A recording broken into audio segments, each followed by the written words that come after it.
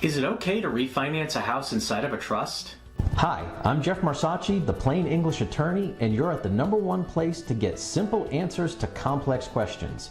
We cover topics for attorneys, financial advisors, and the general public around estate and Medicaid planning, as well as some best practices for professionals. Our mission is to dispel myths, provide you some peace of mind, and hopefully have some fun along the way. Yes, it's okay to refinance a house that's inside of a revocable living trust. Thing is, a lot of times there are mortgage companies that make it sound as if you can't, or even worse, oh, that's illegal. That's just not true. A lot of banks and mortgage companies have their own internal processes, they have their own way of doing things, and they can choose not to extend credit or to refinance a mortgage when a house is inside of a trust. So what's usually happening here?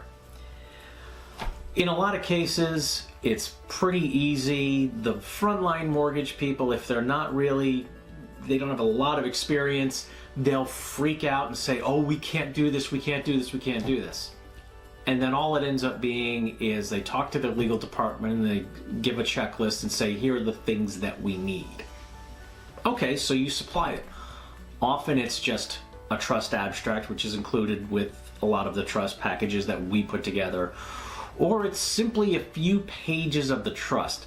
The big thing they're concerned about is that you personally are still going to be on the hook for the mortgage papers, and that the trust isn't giving you a way to kind of sneak out of paying on that lending that you're taking the money from. So that's their biggest concern.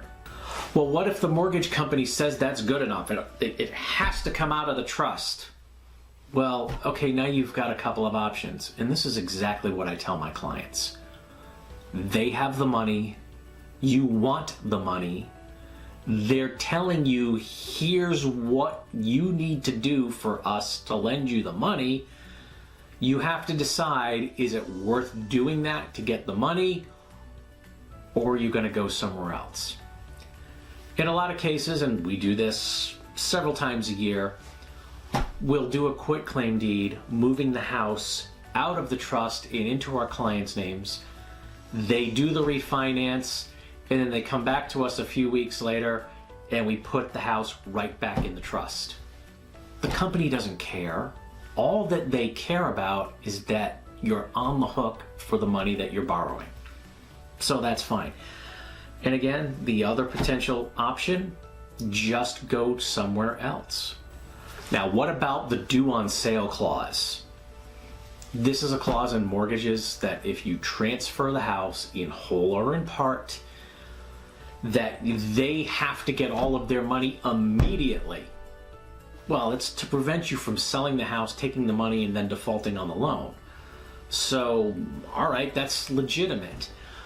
But they can't use that when you take your property and move it into the trust. There's actually federal law around this, protecting people when they move a house that they personally own into a trust or even an LLC or some other entity, when the entity is, quote, owned in the same proportions by the same people who are on the mortgage.